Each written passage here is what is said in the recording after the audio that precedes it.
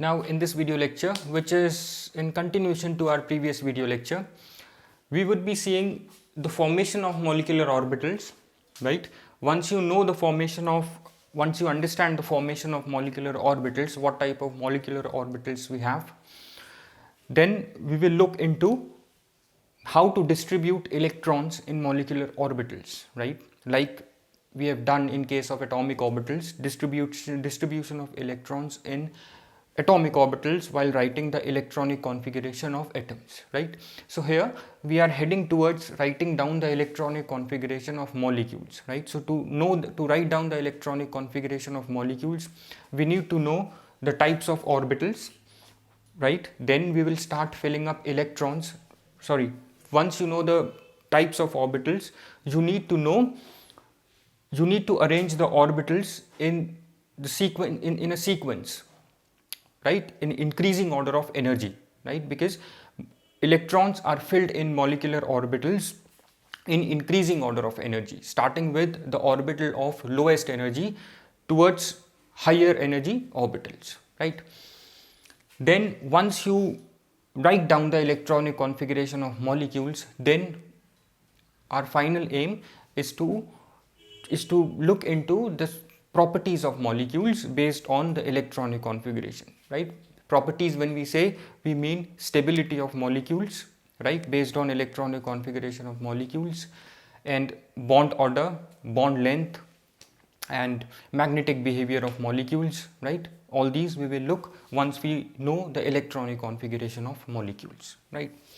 So formation of molecular orbitals. When we say formation of molecular orbitals, just remember formation of atomic orbitals. Just remember the formation of bonds, right, that we have done in valence bond theory. When atomic orbitals collide or overlap, head on, what we get is a sigma bond, right? And when atomic orbitals overlap sideways, what we get is a pi bond, right? When we talk about head-on overlap of atomic orbitals, what we say is that overlap is along the internuclear axis, right? So when molecules overlap when atomic orbitals overlap along the internuclear axis, right, what you get is a sigma bond, right, in case of valence bond theory, right? So here, when atomic orbitals are overlapping, as per molecular orbital theory, they will form molecular orbital, right? So when atomic orbitals overlap along the internuclear axis head on, they will form sigma molecular orbitals, right? And when they overlap sideways, right, perpendicular to the internuclear axis, what we get is a pi bond in case of valence bond theory. Here in molecular orbital theory, we will get a pi molecular orbital, right, by sideways overlapping of atomic orbitals. Now the molecular orbital that forms is bonding molecular orbital or anti-bonding molecular orbital. That depends on the sign of the lobes that are overlapping, right? For example, if you look at this formation of molecular orbital here, plus sign of this 1s orbital is overlapping with plus sign of this atomic orbital.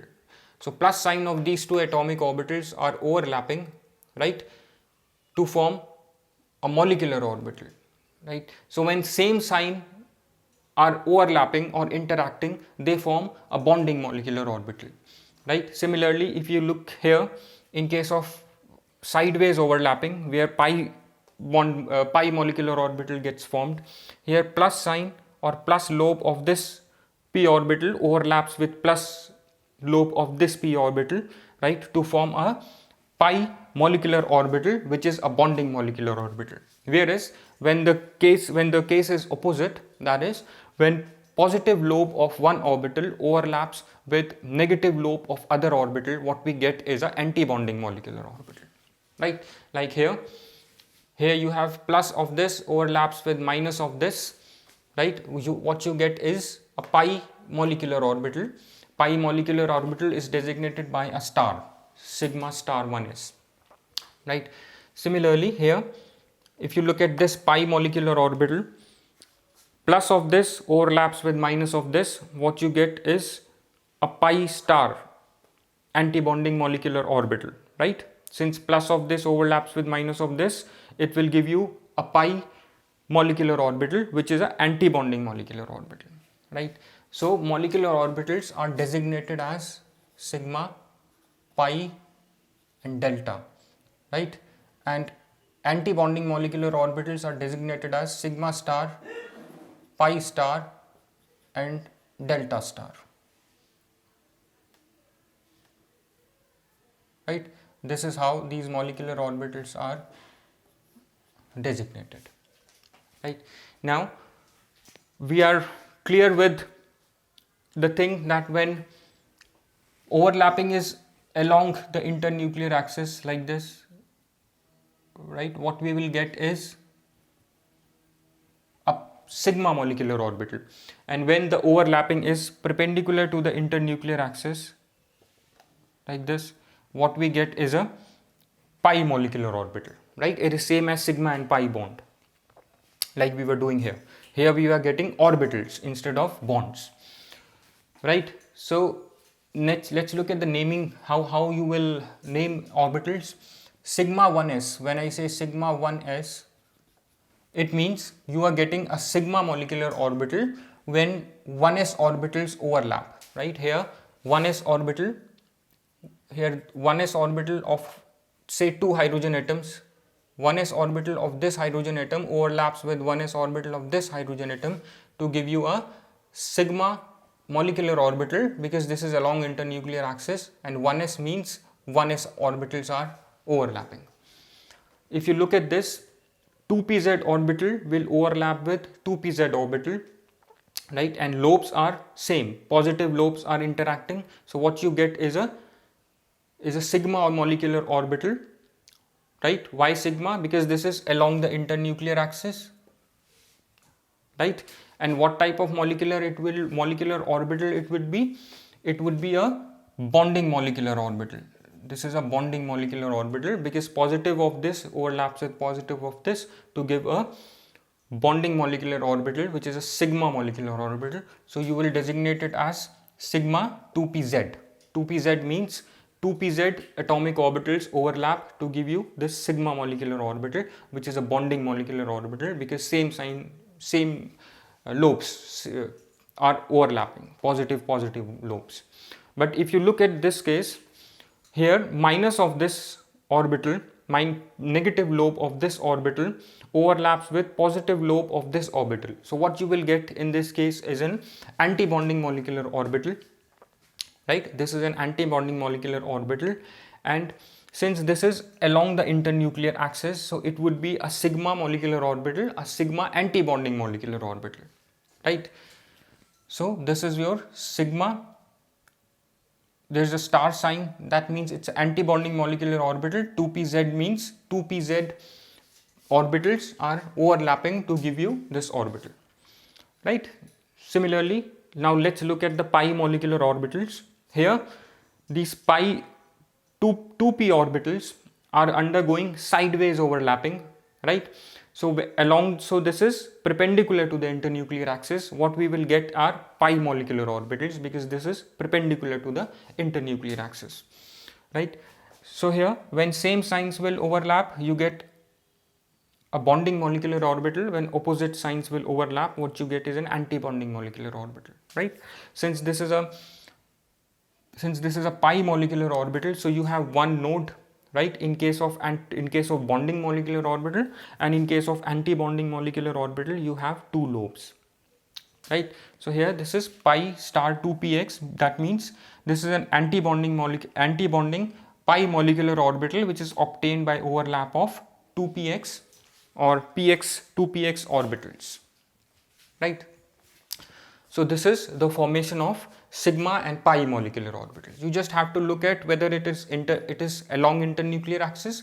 If it is along internuclear axis, it is a sigma molecular orbital, right? And if same lobes, right, are overlapping, that is same sign lobes are overlapping, it's a bonding molecular orbital. And if different lobes are overlapping, it's a anti-bonding molecular orbital, right? Just remember how to write down the designation. How to write the molecular orbital.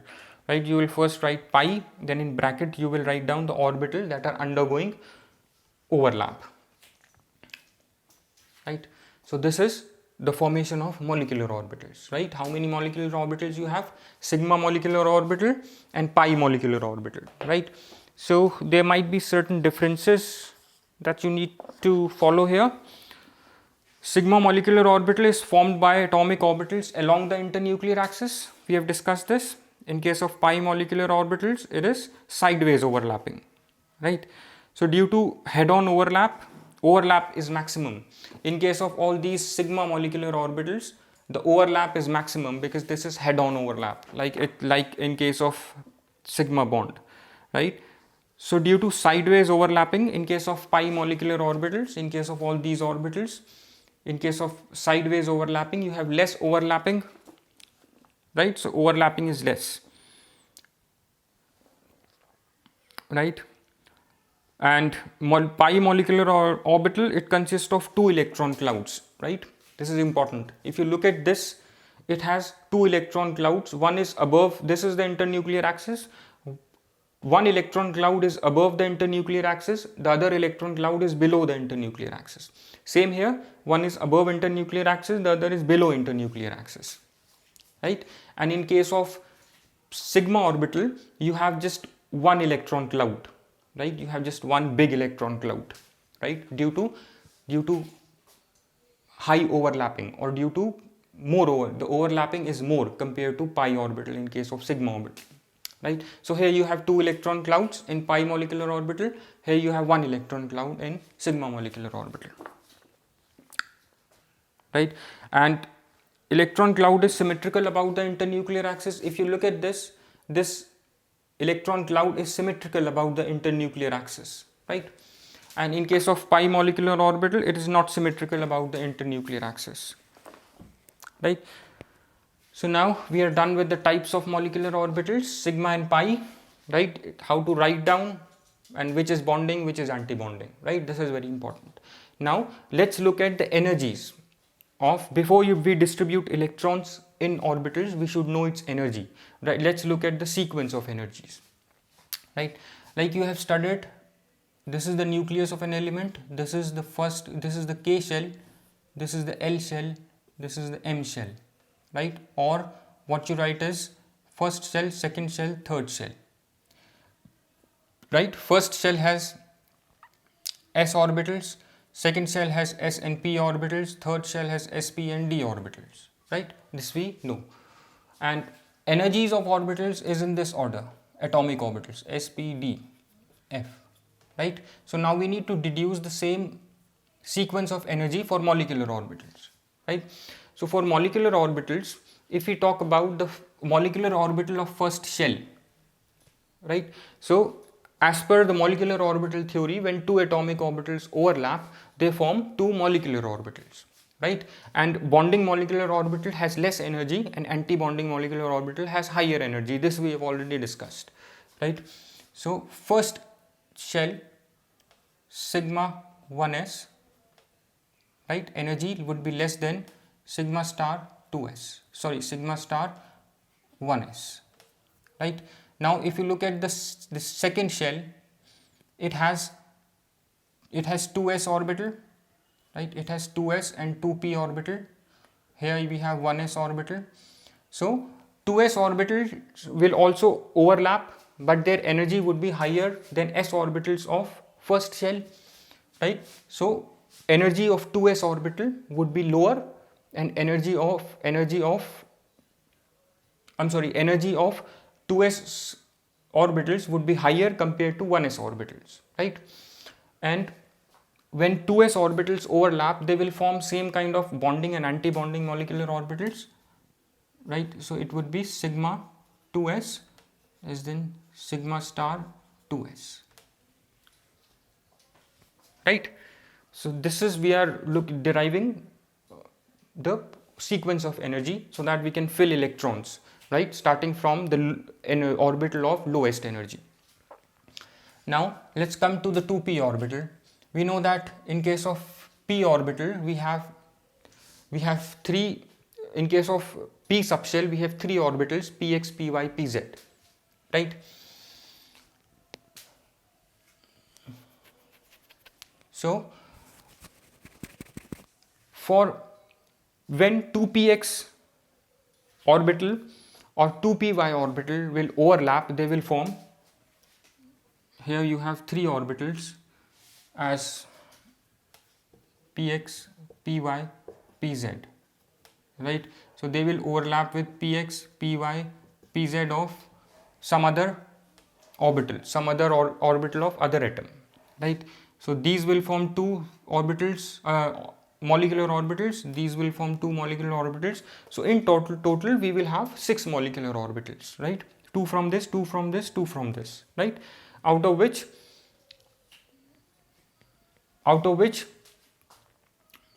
3 would be bonding, 3 would be anti-bonding, right? And we know that anti-bonding will have higher energy, right? And it is seen using spectroscopic data that energy of 2px orbital is same as the energy of 2py orbitals, right? So the orbitals that have same energy, they are called as degenerate orbitals. Similarly, the energy of anti-bonding molecular orbitals of this 2px and 2py is also same, so they are degenerate orbitals, right? So the orbitals that would, molecular orbitals that would be generated, since these are your p orbitals, so they overlap sideways, right? So when they will overlap, because this is how they will look like,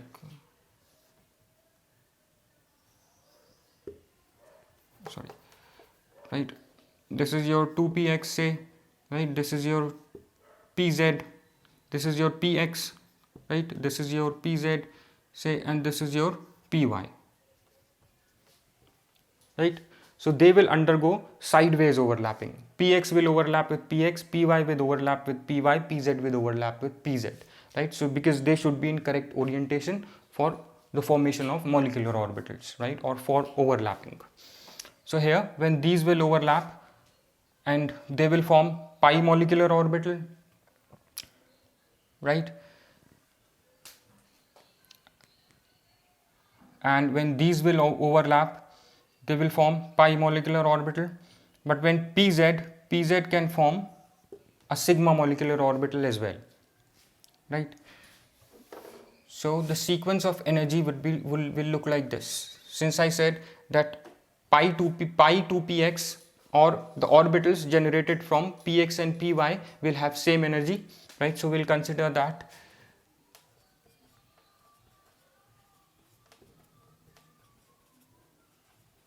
Right, these are degenerate orbitals and orbitals of same energy, sigma 2pz, right? The energy of sigma 2pz is in this sequence, right? For some molecules, the energy of sigma 2pz is higher than pi 2px and pi 2py, right? So it will come before pi 2px, pi 2py for oxygen, right? And for nitrogen this is followed. For oxygen this will come before. Right, now we'll write down the pi molecular, the anti-bonding molecular orbitals. It would be pi star 2px, right? Because when 2px will overlap, it will form bonding and anti-bonding, right? And for x and y it would be same, 2py, right? Then you have 2p sigma star 2pz, right?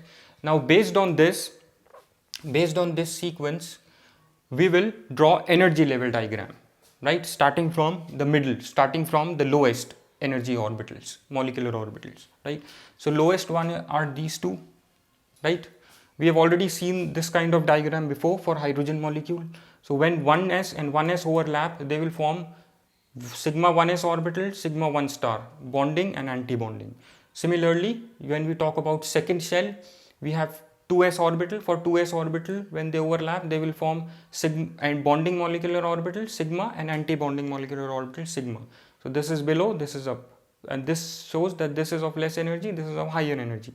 Now p orbitals which have higher energy, these 3 orbitals will overlap to give you 6 orbitals, right? Here in this diagram you will see that pi 2 px and pi 2 py will be at the same level because they have same energy, they are degenerate orbitals, right? And after this comes this 2pz, right? Then comes your anti-bonding molecular orbitals, this and this, right? So pi 2 pz have highest energy, anti-bonding molecular orbital, right? This is important, right? Now since you know this sequence, right, and you know this energy level diagram, so if someone will ask you to draw this similar energy level diagram for nitrogen, you will what you will do is you have 14 electrons, because in molecular orbital theory we would be writing down the electronic configuration for molecules. Nitrogen, which is formed from 2 nitrogen atoms, right, each has 7 electrons, so in total you have 14 electrons. So you have to distribute these 14 electrons, in these orbitals,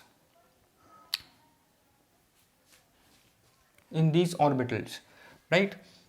So starting from the lowest energy orbital, you will 2 here, 2 here, 2 here, 2 here, like this you will distribute electrons, right? 2 in each orbital,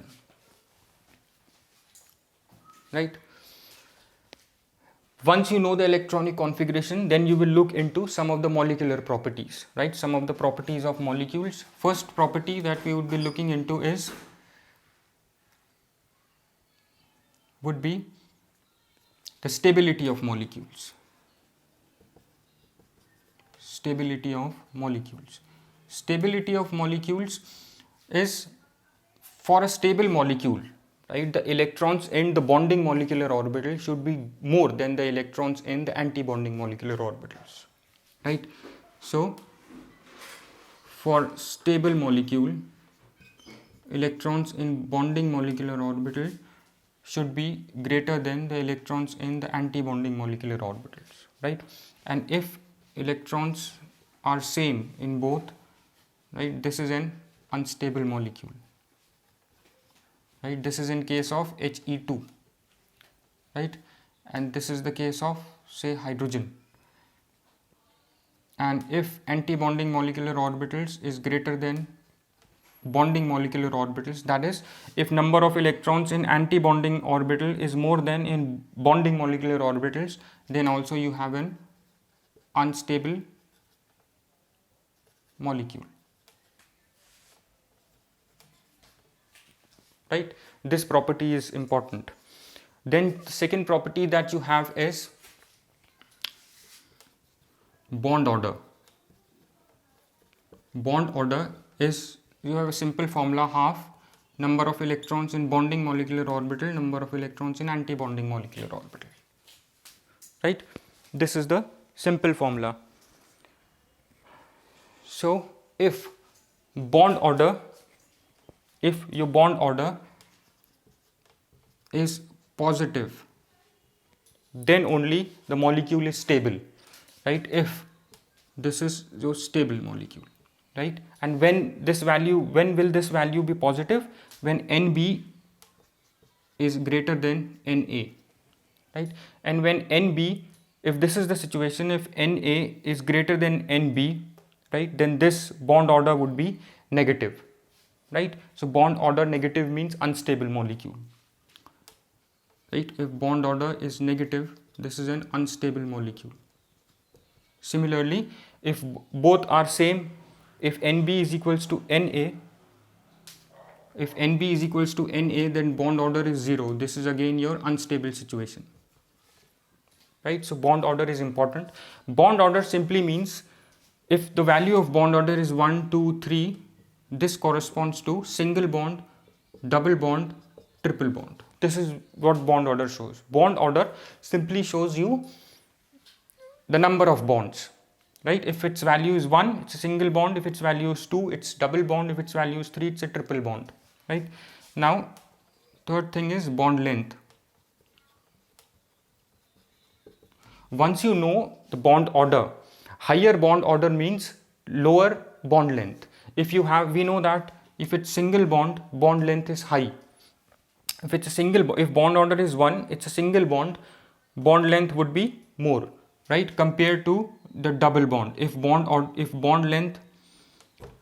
order is 2, that means it's a double bond, right? So bond length of single bond would be greater than that of double bond, and that of double bond would be greater than that of single bond. And these bond lengths corresponds to bond order 1, 2, 3, right? So you see that bond length is inversely proportional to bond order. As bond order increases, the bond length decreases, right? So these three are important properties, right? And once you write down the electronic configuration of any molecule, right, you will get to know these three properties, right? We have a fourth property as well, the magnetic properties, right? The magnetic property of molecules. For magnetic properties, when you fill up all these orbitals, right, when you have all filled orbitals, right, you have a dimagnetic molecule. Dimagnetic means it would be repelled by the magnetic field, right? And if you have a half filled orbital, when you write down the electronic configuration, when you fill up when you fill up electrons in all these orbitals, if you have any orbital which is half filled, right, then that means that molecule is paramagnetic. Paramagnetic means the molecule would be attracted by the magnetic field, right? For example, we'll just take the examples, right? So let's take one example. Let's take the example of simple molecule hydrogen, right, and look at all these three properties.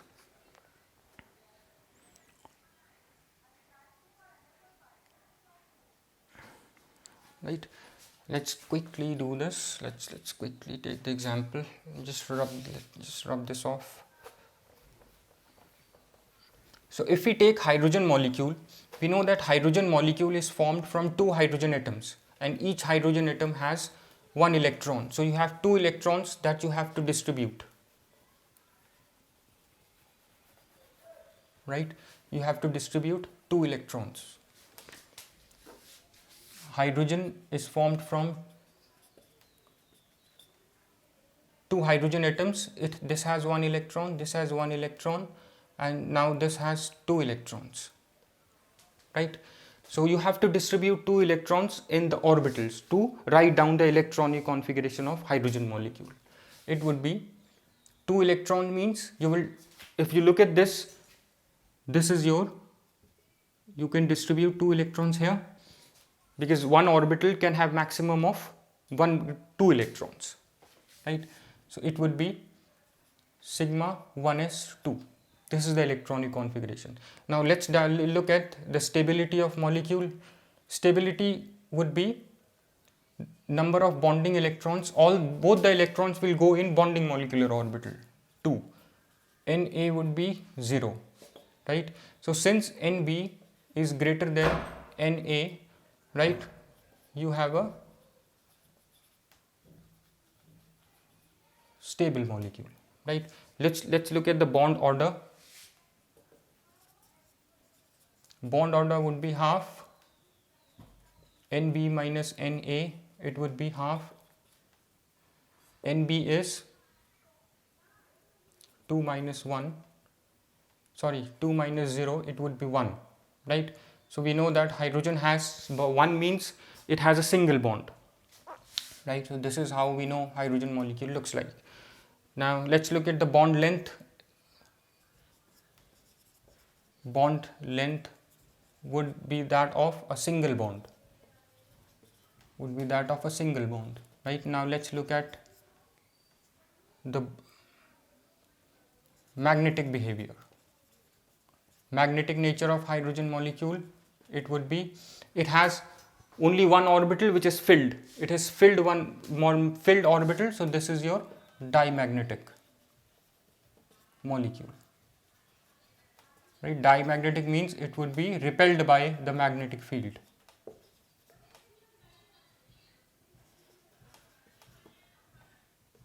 Repelled by the magnetic field. Right? I hope this is clear. Now in the next video lecture, we will just clear all these concepts more using the molecule, some more molecules like some more molecules and ions, nitrogen, oxygen and their ions. Thanks.